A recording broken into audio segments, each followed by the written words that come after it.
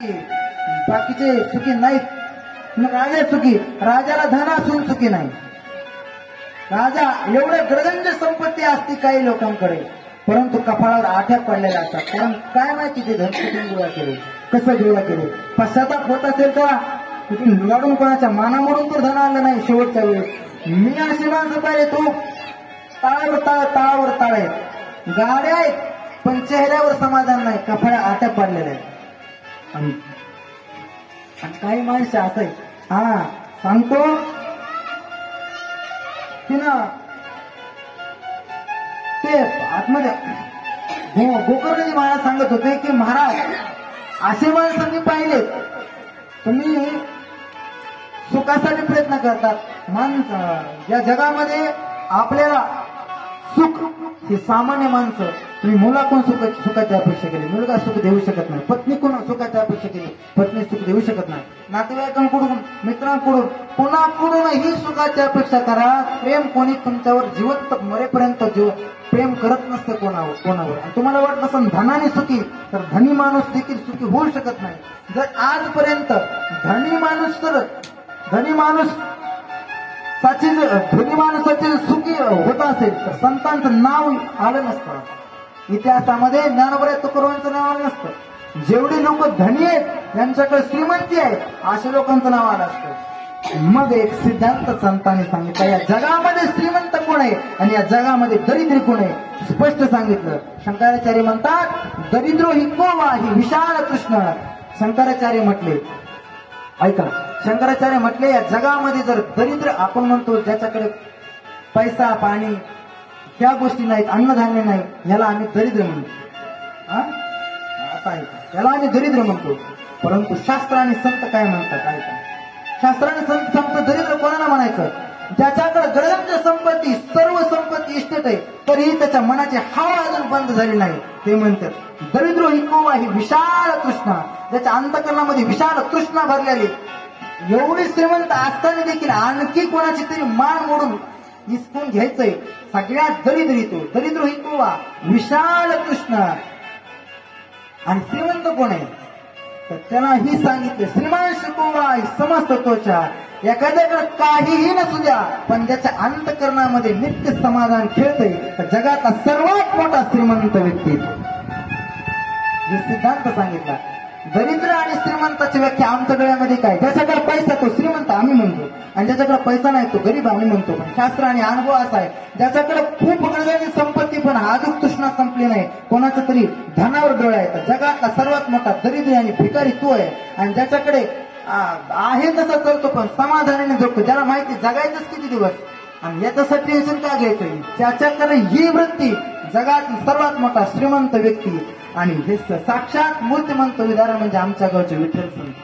मी दोनदा त्यांचं वर्णन केले, स्वतः जाणून अहो काय त्यांच्याकडे, पण तरीही चेहऱ्यावरला आनंद कधी गेला नाही. जगातील सर्वात श्रीमंत व्यक्ती ती आहे.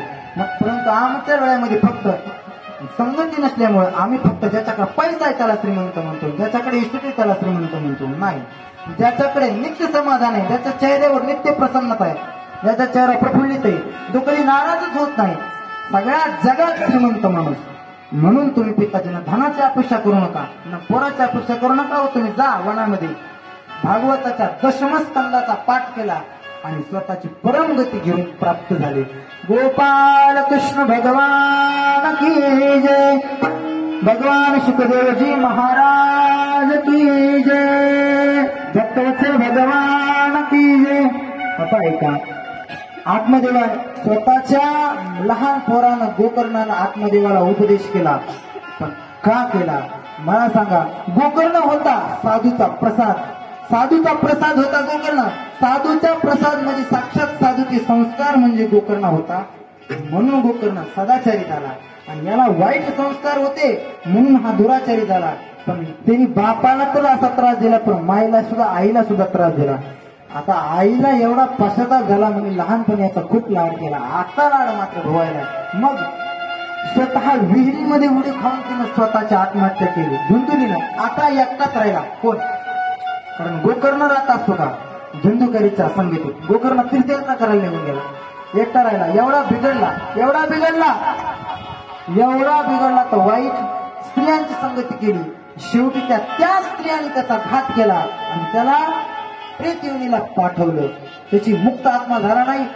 गोकर्णाला बातमी कळाली. गोकर्णाने अनेक ठिकाणी पिंडदान केले पण मुक्तता झाली नाही.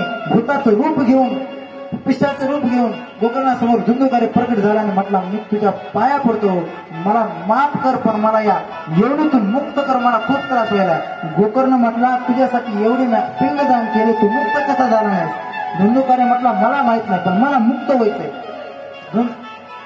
गोकर्णजी महाराज सकाळी सकाळी आंघोळ केली आणि आंघोळ केल्यानंतर आंघोळ करून सूर्यदेवाला नमस्कार केला आणि म्हटले, माझ्या भावाचा मला उद्धार करायचा उपाय सांगा. त्यावेळी सूर्यदेवाने एकच उपाय सांगितला, श्रीमद भागवतान मुक्ती करतलेसिता. श्रीमद भागवताख्योयम सप्ताहम वाचनम कुरु. श्रीमद भागवताख्योयम सप्ताहम वाचनम कुरु. श्रीमद भागवताची 7 दिवस कथा करा, याचा उद्धार करता तुमचा धुंदुकारी याच्यातून मुक्त होईल. गोकर्णाने ऐकलं आणि गोकर्णाने कथा आयोजन केली. धुंदुकारी 7 गाठीच्या बांबू मध्ये येऊन बसला. एक दिवस झाला, 2 दिवस झाले, 3 दिवस झाले, 7व्या दिवशी संपूर्ण गाठी ग्रंथी तुटल्या. श्रीमद भागवत कथा भगवान श्रीकृष्णाचा पराक्रम, भगवान श्रीकृष्णाचा प्रभाव म्हणजे किती शक्ती आहे आणि भगवान श्रीकृष्णाचा कोमल प्रेम करणारा स्वभाव, अशा चरित्र त्यांनी ऐकलं आणि चरित्र ऐकून अंतःकरण निर्मळ झालं. आपोआप पाप निघून गेले. एवढा मुक्त झाला, साक्षात देवलोकाचं शरीर त्याला प्राप्त झालं धुंदुकारीला. आणि साक्षात विष्णुदूत आले आणि घेऊन जावं लागले. त्यावेळेस गोकर्णजी महाराज म्हटले, थांबा. म्हटले तुम्ही एकट्याला घेऊन जाऊ नका, या लोकांना सुद्धा कथा ऐकली, तुम्ही यालाच काऊन घेऊन चालला? त्यावेळेस विष्णुदूत म्हटले, ह्यांना घेऊन जाण्याचं एकच कारण आहे, तुम्हाला त्या दिवशी नाही सांगितलं का? त्या शिकाऱ्याने मन लावून शिकार करण्यात मध्ये एवढा वेळ घातला, तर एकच दिवस श्रीकृष्णाच्या रूपाचं धारण केलं तर श्रीकृष्ण पुढे आले. तसं या धुंदुकारीनं स्वतःच्या उद्धारासाठी सर्वांगाचे कान ऐकून, कारण एक शब्द एवढा महत्वाचा आहे, कारण कोणता शब्द काय जीवनाला कलाटणी दे हे काय सांगता येत नाही. ते शब्द ऐकण्यासाठी एवढा तळमळीने धुंदुकारी थांबलेला होता, म्हणून त्याची उद्धार आम्हाला करावा लागला. त्या गावकऱ्यांनी कथा ऐकली पण चुकणार, त्यांना सुद्धा पुण्य मिळेल म्हणले. पण सर्वांगाचे कान करून आणि गुरुवर आणि शास्त्रावर विश्वास ठेवून ती कथा ऐकली तरच ती कथा ऐकल्याचं फळ मिळते, नाही तर फळ मिळत नाही. पुण्य मिळेल, कथेमध्ये आला त्याचं पुण्य मिळेल, पण ते जे फळ मिळायचं अंतःकरण शुद्धीचं, ते फळ एकदम दृढ विश्वास असल्याशिवाय ते फळ, श्रद्धा विश्वास अटनिष्ठात्मक बुद्धी असल्याशिवाय ते फळ मिळत नाही. मग तुम्हाला जर वाटत असेल या गावकऱ्यांची देखील वैकुंठामध्ये जागा असावी तर परत कथा करा, परत त्यांना विनंती करा, ऐकायचं तर सर्वांगाचे कान करून ऐका. असं जर ऐकलं तर उद्धार होईल. अशीच कथा परत केली. गावकऱ्यांचा एकट्या गोकर्णानं उद्धार केला. एकट्या गोकर्णानं गावकऱ्याला वैकुंठाला नेलं आणि सर्वांचा एवढा जयकार झाला. गोपाल कृष्ण भगवान की जय. हाच